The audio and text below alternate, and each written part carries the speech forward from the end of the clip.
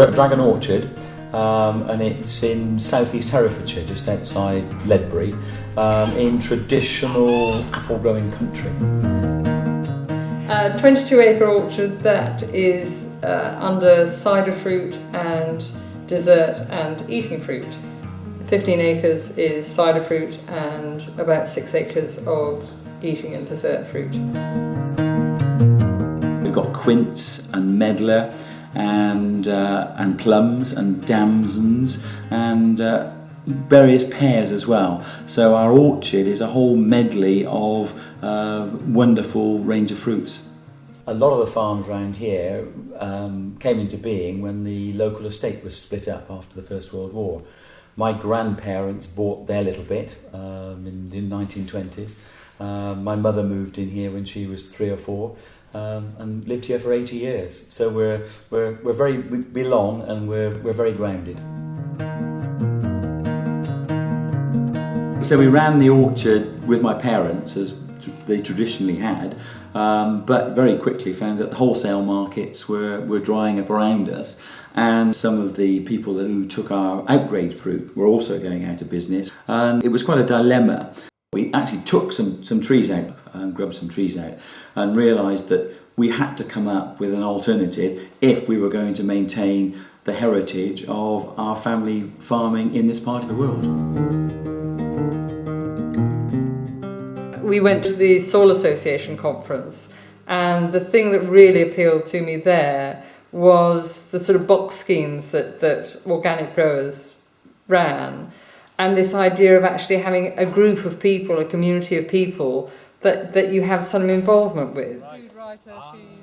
Having had a sort of initial idea, we obviously had to give it more thought and very much came up with an idea that it was sharing the crop, so we called it Dragon Orchard Cropsharers. So we launched at Ludlow Festival in 2001, and over the next 2 or 3 years we probably grew to about 40-45 crop shares, but the crop share is often shared, usually shared by a couple. So up to about 100 people, have been with us sort of since then, really. Yeah, I come from Buckinghamshire in the Chiltern Hills, near High Wycombe. I mean, the Cropsharer scheme has actually been a doorway for me into looking at different diversification in the countryside, farmers trying to find other ways of living, but from a sustainable way. So with the brochure, we obviously very much needed to put down what we were offering people. So it was very much 4 weekends throughout the year when people would come and visit the orchard. We'd have walks and talks, we'd have local activities, we would give them meals in the house, and then in the autumn they would take home their share of the crop, which was £60 of eating apples, £60 of cooking apples, a dozen bottles of cider, and a dozen bottles of juice produced out of apples from our orchards. So I'm going back today with a boot full of apples and apple juice and cider and bits and pieces. And my colleagues at work will get apples they've never tasted before. Family and friends will get fruit juice they won't have tasted before. And I get lots of cider, so it's great for me. And we come down 3 and 4 weekends a year, so it's brilliant. We're happy to support this sort of enterprise in the community because it keeps something here that wouldn't be here otherwise.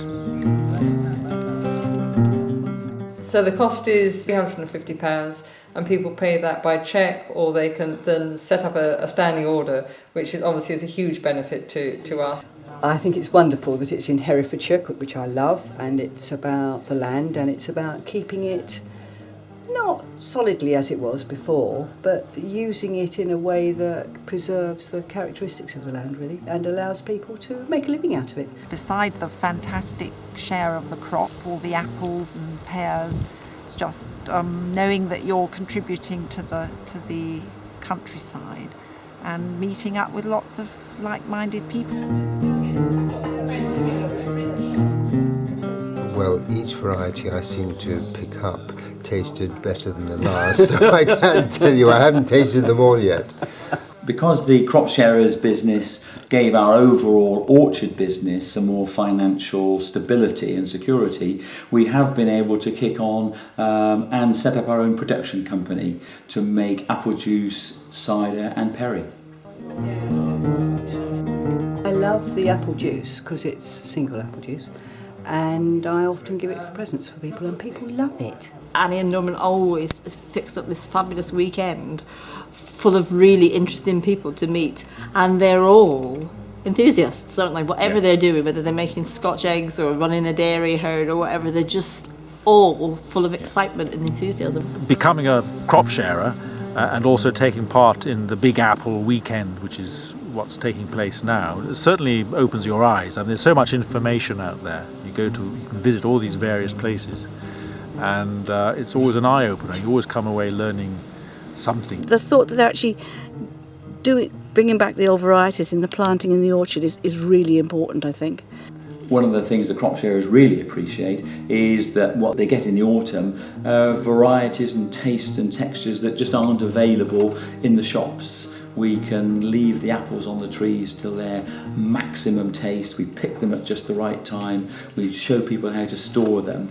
And so what they're getting is something that's absolutely unique that they can't buy on the open market. Looking to the future, I think we'd very much like to look towards trying to get more local people involved, within the Ledbury area. So I hope that our involvement with more local people will be growing, and that's what I see, happening for Cropsharers in the future. It's tradition, it's maintaining tradition and maintaining the traditional way of life around an orchard, but also, where do we come from, who are we, and our tradition is part of us.